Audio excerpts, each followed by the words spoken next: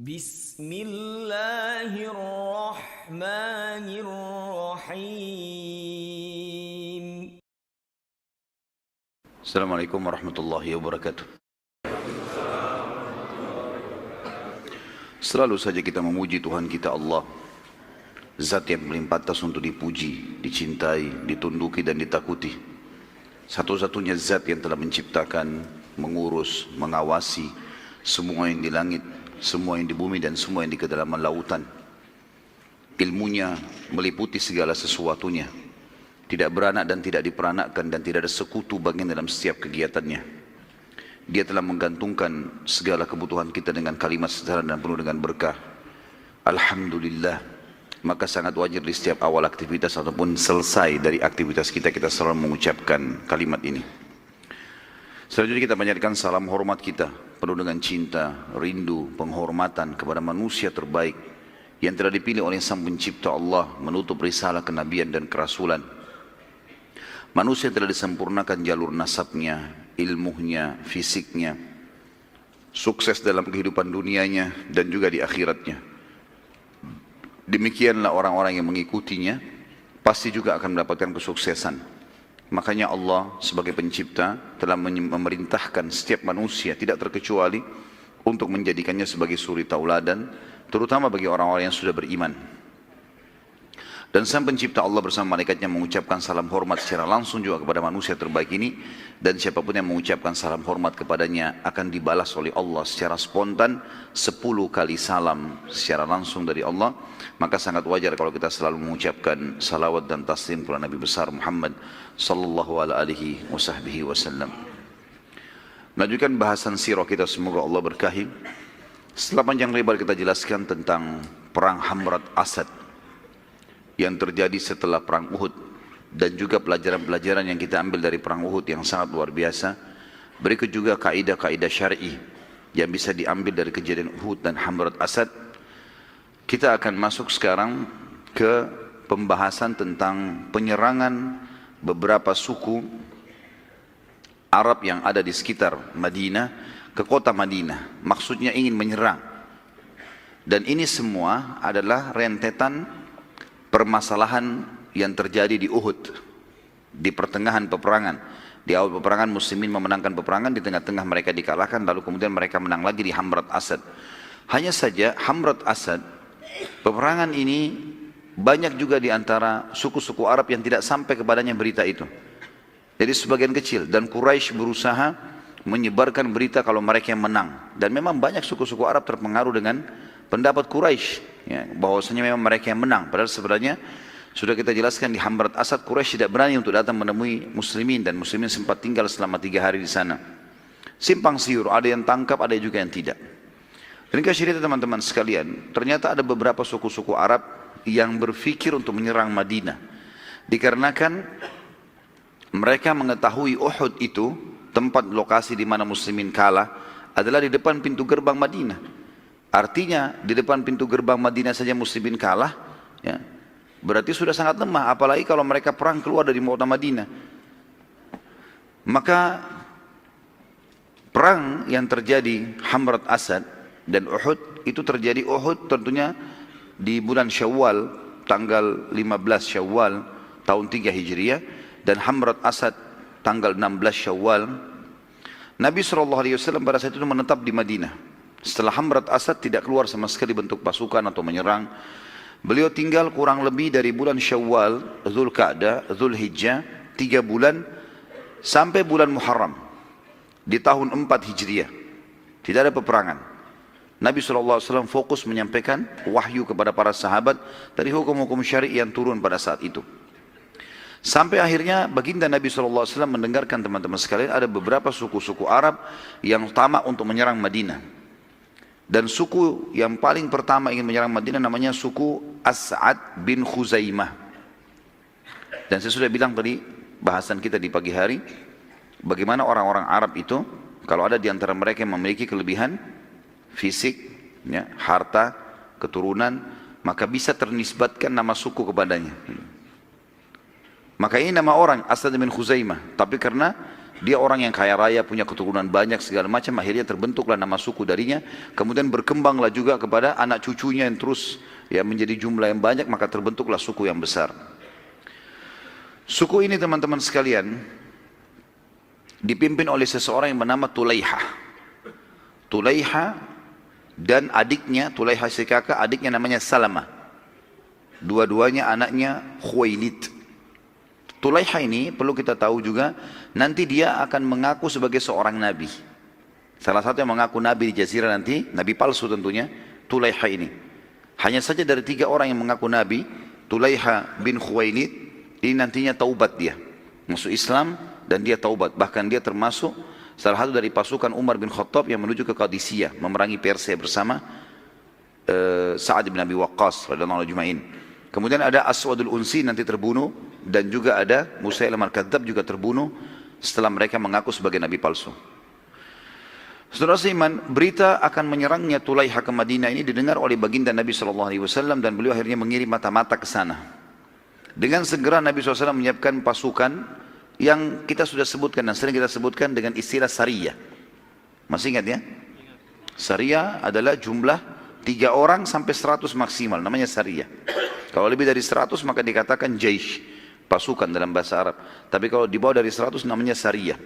Nabi SAW menyiapkan Sariyah yang dipimpin oleh Abu Salamah. Riwayat lain mengatakan Abu Talha. Ada 2 riwayatnya. Dengan kekuatan kurang lebih antara 100 orang, ada riwayat yang mengatakan 150 orang, ada pasukan tambahan. Mereka menyerang ke suku As'ad sebelum mereka atau suku As'ad menyerang Madinah. Dan ternyata dalam kondisi mereka tidak sadar suku As'ad ini akan diserang, mereka lalai dan setelah sholat subuh berhasil diserang oleh Abu Talha dan berhasil mengalahkan suku As'ad, yang akhirnya membatalkan niat mereka untuk mendatangi Madinah. Dan tentu Abu Talha, yang lebih tepatnya karena ada 2 riwayat, ada Abu Salamah, tapi kita ambilnya riwayat yang paling kuat, Abu Talha radhiyallahu anhu yang sempat terluka parah di perang Uhud, itu diutus oleh Nabi SAW jadi pimpinan sini, dan dia pada saat pulang dari menyerang suku Asad ini, dia pun mati terbunuh syahid dan lukanya di medan perang. Dan juga ulama mengeluarkan sebuah hukum, siapapun yang telah ikut berperang kemudian terluka di medan perang lalu dia pulang ke kampungnya atau ke kotanya dan dia mati kena luka, itu terhitung syahid. Walaupun dia tidak mati di kancah peperangan, karena lukanya menyebabkan dia mati, yang luka itu didapatkan di kancah peperangan. Yang kedua suku Hudzail. Kalau masih ingat tadi ada seseorang yang diutus oleh Quraisy untuk menakut-nakuti muslimin, ya, itu dari suku Hudzail. Setelah perang Uhud, tepatnya bulan Muharram, juga masih di bulan Muharram, setelah selesai suku Asad tadi bin Khuzaimah dikalahkan, datanglah kepada Nabi SAW 2 suku Arab, namanya suku Adal dan Qara. Suku Adal dan Qara. Suku ini tidak terlalu dikenal karena suku yang cukup jauh dari di ujung Jazirah Arab, dekatnya di wilayah Najd, wilayah dekat negeri Syam. Mereka sempat datang kemudian meminta kepada Nabi SAW. Mereka pura-pura masuk Islam. Mereka datang, mereka syahadat di Madinah, berapa puluh orang gitu ya, tidak disebutkan jumlahnya, tapi ada di sejarah mengatakan antara 40 sampai 50 orang. Mereka lalu masuk Islam dan mereka meminta agar Nabi SAW mengutus beberapa orang sahabat penghafal Al-Quran untuk menemani mereka pergi ke sukunya gitu. Dan Nabi SAW mengutus 6 orang sahabat yang mulia. Yang pertama adalah Asim bin Thabit bin Abi Aqlah. Asim bin Thabit bin Abi Aqlah. Yang kedua Marthad bin Marthad Al-Ghanawi. Marthad bin Marthad Al-Ghanawi. Yang ketiga Khalid bin Al-Bukhair. Khalid bin Al-Bukhair. Yang keempat Khubayb bin Adi. Khubayb bin Adi. Nanti saya ulangi lagi. Yang kelima Zaid bin Ad-Dathinnah. Yang terakhir Abdullah bin Tariq. Abdullah bin Tariq. Jadi Asim bin Thabit bin Abi Al-Aqla, Marthad bin Abi bin Marthad, Marthad bin Marthad Al-Ghanawi, Khalid bin Bukhair, Khubayb bin Adi, Zaid bin Ad-Dathinnah, dan juga yang terakhir Abdullah bin Tariq radhiyallahu anhu majma'in. Semuanya ini penghafal Quran. Semua ini penghafal Quran dari sahabat Nabi ridwanullahi alaihim. Pada saat tiba melewati pemukiman suku Hudzail, Ternyata kelompok ini kelihatan pengkhianatannya. Padahal mereka tadi sementara jalan mereka tunjukkan, mereka belajar sholat, mereka coba belajar baca Al-Quran setiap istirahat. Tapi begitu lewat di depan suku Hudzail, kelihatan pengkhianatan mereka. Mereka cuma mau sahabat ini ikut sampai di situ. Dan suku Hudzail ini suku yang sangat dekat dengan Mekah.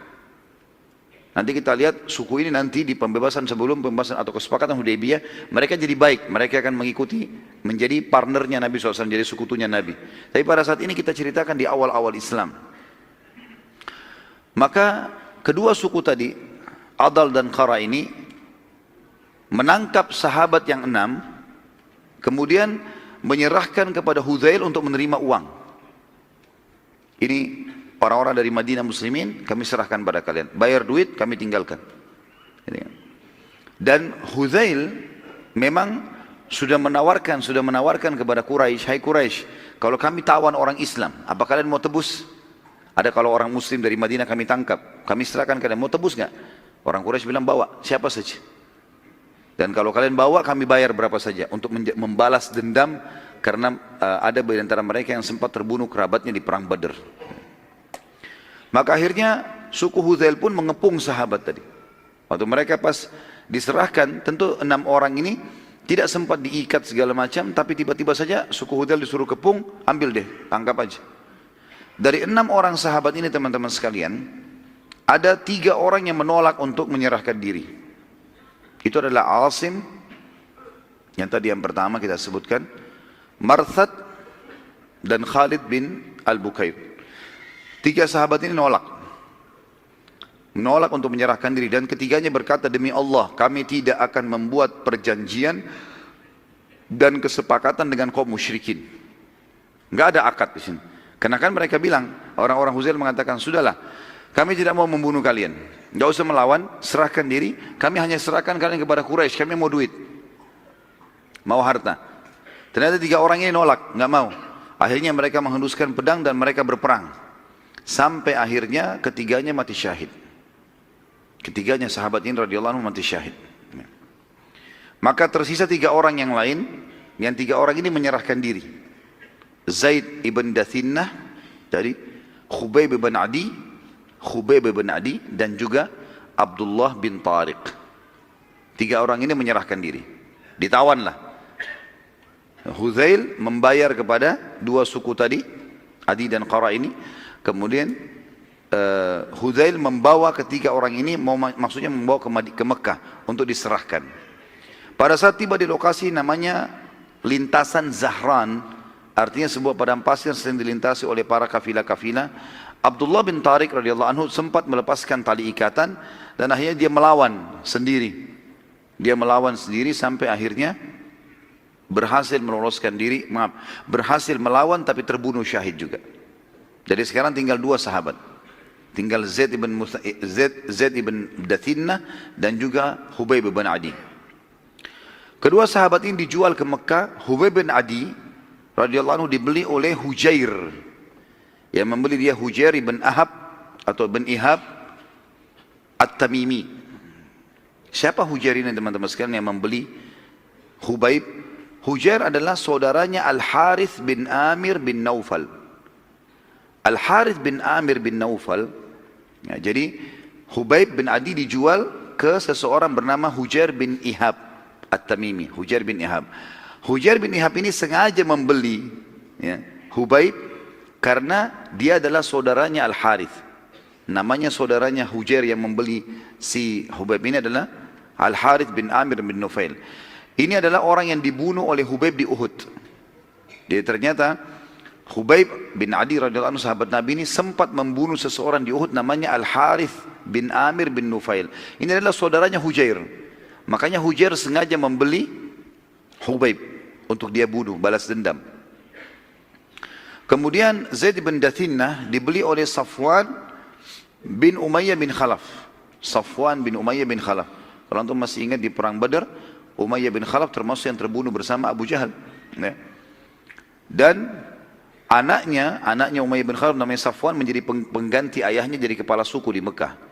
Dia bilang, dia iklankan, siapa saja yang menyerahkan kepada saya Muslim, siapa saja Muslim, maka saya akan bayar berapa saja dan saya akan bunuh sebagai ganti karena ayahnya terbunuh di perang Badr. Kedua sahabat ini akhirnya dibunuh dan keduanya mati syahid. Keduanya mati syahid. Suku Hudzail pada saat menyerahkan Asim, maka suku Hudzail sempat membunuh Asim. Ingatkan tadi 3 orang yang sempat melawan, diantaranya Asim. Asim ini waktu berperang melawan dia dengan 2 orang temannya, 3 orang akhirnya terbunuh awal karena 3 orang ditawan, 3 orang melawan awal. Asim salah satunya. Waktu mereka membunuh Asim dan mereka memotong kepalanya Asim, memotong kepala Asim dilepaskan, mereka niatnya ingin menjual kepala Asim kepada seorang wanita bernama Sulafa ya. Ada Sulafa dan mengatakan Sulaifa. Namanya Sulafa binti Sa'ad. Ya. Sulafa binti Sa'ad. Ya. Ini sempat hadir di Uhud. Dan dia sempat menyaksikan 6 orang saudaranya yang memegang bendera sempat dibunuh oleh Hamzah, Ali, dan juga Asim. Sulaifa ini atau Sulafa ini, waktu dia lihat ke-6 saudaranya dari Bani Abdiddar jatuh tergeletak semuanya mati di dekat bendera, setiap ada pegang bendera dibunuh lagi oleh Hamzah, Ali, dan Asim, gitu kan. Waktu 6 orang jatuh ini, kebetulan saudaranya yang ke-6 yang pegang bendera, yang membunuh, yang menusuknya Asim, dan dia lihat. Maka Sulafa mengeluarkan instruksi di pasukan Quraisy waktu itu di perang Uhud, siapapun yang mendatangkan kepada saya batok kepalanya Asim, maka saya akan isi batok kepalanya dengan emas untuk saya bayar. Jadi batok kepalanya nanti kalau saya dapatkan, saya akan bersihkan, dikeluarkan semua isi otaknya, saya akan isi dengan emas. Sebesar itu saya akan kasih ke orang yang memberikan batok kepalanya. Oleh karena itu suku Hudzail tamak pada saat itu. Mereka pada saat membunuh Asim, mereka membawa kepalanya dengan niat mau dijual kepada Sulafa tadi, binti Sa'ad bin Syahid ya, yang hadir di Uhud pada saat itu. Namun terjadi keajaiban yang luar biasa pada saat itu. Di antara yang disebutkan dalam riwayat adalah pada saat mereka memotong kepala Asim, kepalanya sempat dipenuhi dengan lebah. Entah lebah dari mana datang, dari padang pasir, penuh semua mukanya dan kepalanya penuh lebah. Dan setiap kali ada suku Hudzail yang coba menyentuh, maka diserang oleh lebah tersebut. Dan di depan mata mereka, lebah-lebah ini rame-rame ya, menjepit kepala Asim, kemudian dibawa terbang oleh lebah gitu. Sampai akhirnya kepala Asim tidak ditemukan sama sekali dan dibawa oleh lebah entah kemana dengan hikmah Allah subhanahu wa ta'ala. Dan pada saat terdengar berita tersebut oleh kaum muslimin, maka Umar bin Khattab mengatakan, saya pernah mendengarkan Asim telah bersumpah atas nama Allah dan memohon agar jasadnya tidak disentuh sama sekali oleh orang-orang musyrik. Maka pada saat mereka memotong pun kepalanya, sempat jasadnya entah di mana, mereka hanya menemukan kepalanya dan kepalanya pun dibawa oleh lebah, yang akhirnya mereka tidak bisa menemukan sama sekali jasad sahabat yang mulia ini. Tentu kita melihat ini teman-teman sekalian, sampai di sini yang dinukil oleh para ahli sejarah dan belum disebutkan apakah baginda Nabi SAW membalas atau tidak. Yang jelas kejadian ini terjadi. Yang saya tahu nanti suku Hudzail ya, meminta maaf dan kemudian suku Hudzail akhirnya menjadi sekutu Nabi di kesepakatan Hudaybiyah.